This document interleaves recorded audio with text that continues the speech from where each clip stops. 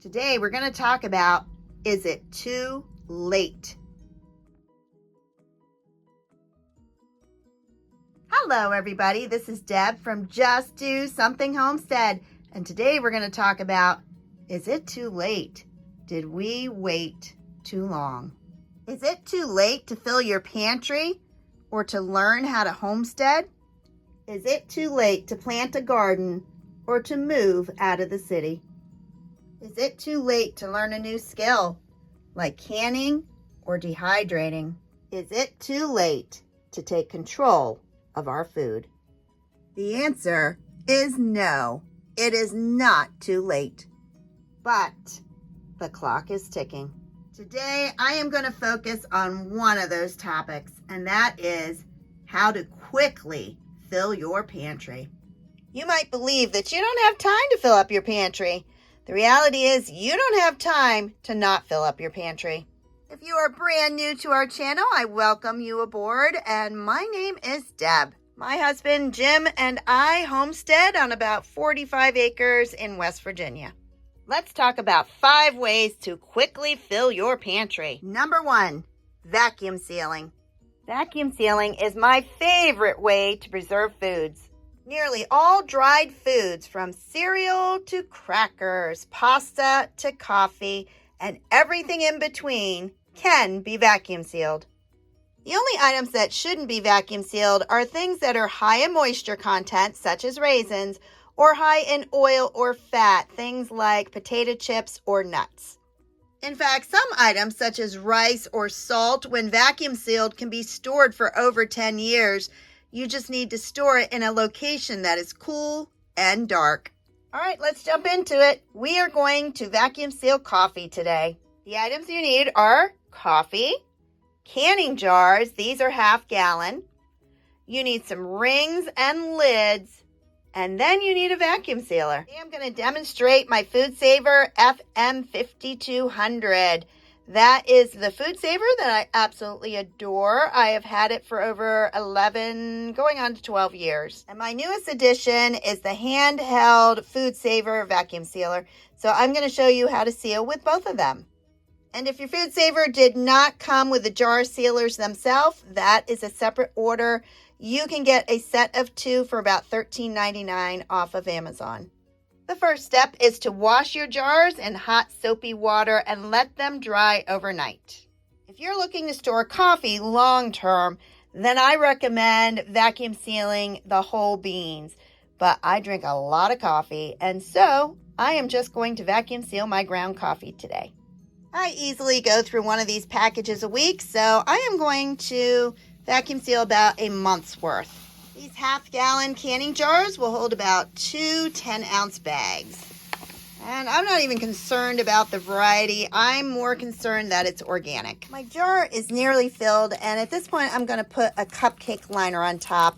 This is an all-natural one. And that way, if the powder is sucked up to the top of my jar, it's not going to go into my vacuum sealer. With vacuum sealing, you can reuse your lids until they won't seal anymore.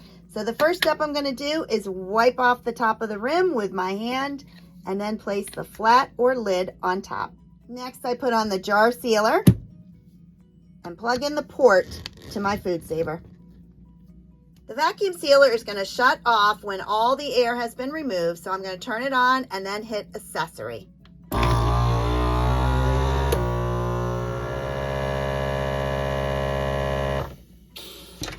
Remove the port and the jar sealer. The next step is to make sure this is sealed. Now the center should be sunk in, and when you pull on it really hard with your fingers around the rim, this lid should not come off. To remove the writing that's already on that lid, I'm just going to use a magic eraser. It comes right off. The best by date on this coffee is January 21st, 2025. I'm going to add a year to it, but to be honest, it'll probably be used in the next month or 2. And the last step is to put a ring on it.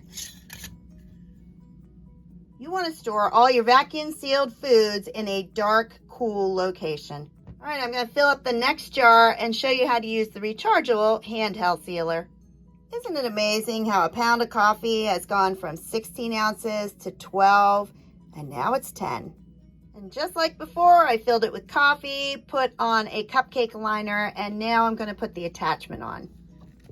With the handheld rechargeable, the first thing you do is remove this bottom piece. You don't need that unless you're going to marinate, and we are going to vacuum seal. You don't need a port or tubing. You're just going to push it right on top of your lid. This one will also shut off automatically when the air is removed.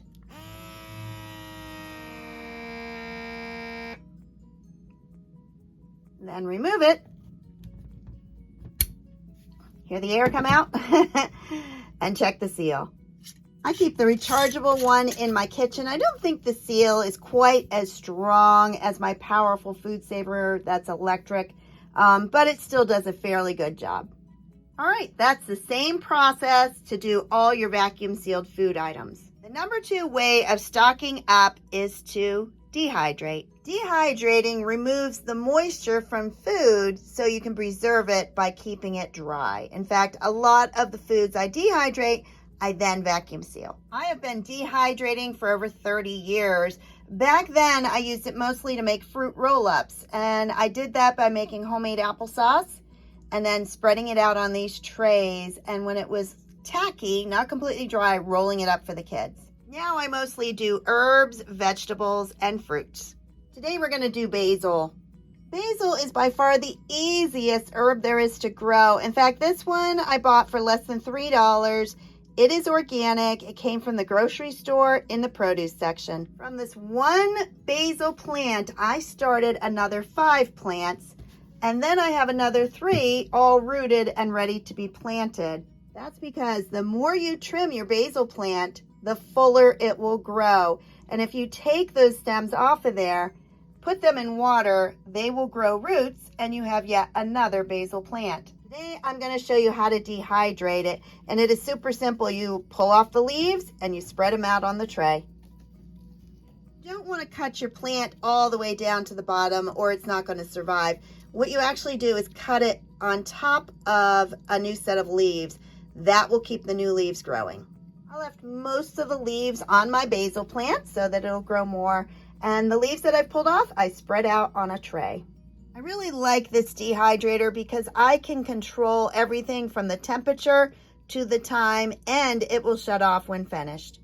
I'm going to turn it on, and it automatically comes for 10 hours. So I'm going to lower that. I want about 6. And temperature, most of the time, I stick around 122.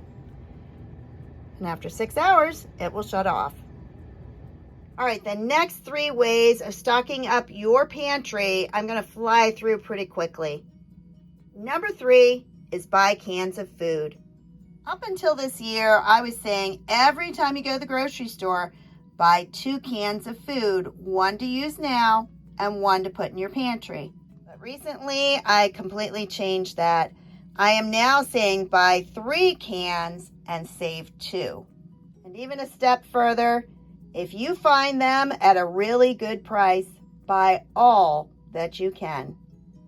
Now, saying that is not easy. I am in my grocery store constantly. At this point in my life, I am simply looking for items on sale. Because if it's not, this can of corn is $2 a can. And most people don't have an extra $20 just to buy some corn. But here's a secret that I learned. I don't shop at Walmart anymore. I tried to, I really did. They used to have the lowest prices. But what I do now is I shop at the more expensive grocery stores, and I only buy their clearance items. That way I can get organic food that was so expensive, nobody could buy it. But when it's 75% off, that's when I stock up. Number 4, buy freeze-dried meals.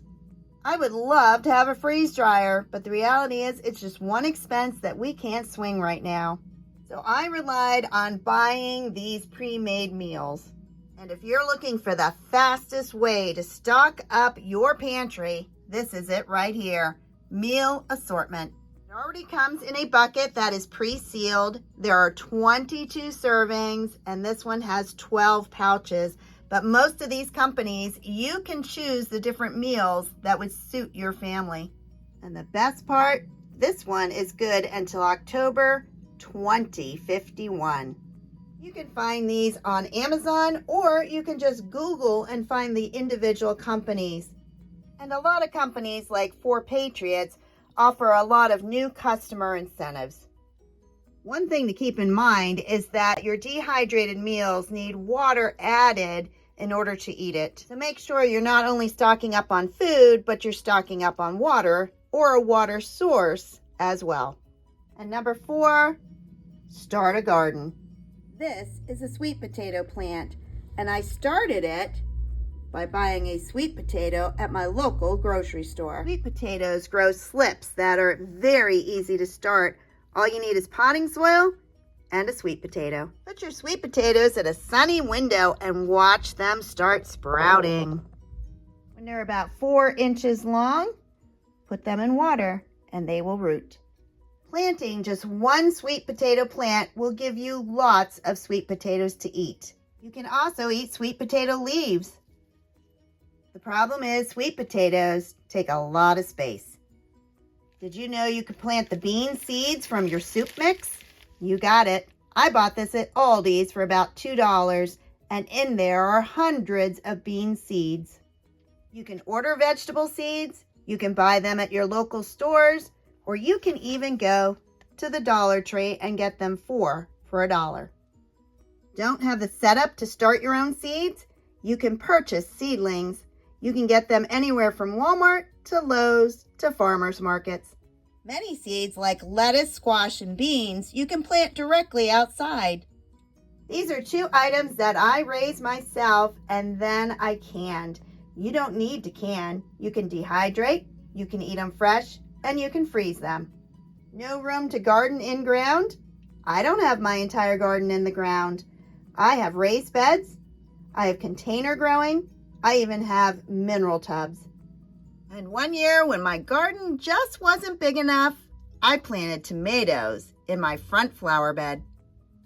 So looking at all these ways that you can preserve food, the fastest way is going to be ordering freeze-dried meals, but that is also the most expensive. The most cost-effective is vacuum sealing, and you can use that over and over again. And another easy way is to stock up on canned goods. The most labor-intensive is to grow a garden, but trust me, growing a garden is one of the most satisfying things you can do. These are my pepper plants. Not only do I grow peppers, but I grow peppers that I know have not been sprayed with pesticides. If you enjoyed this video on how to stock up your pantry quickly, then please like, subscribe, and share. Have a blessed day, everybody. Bye-bye.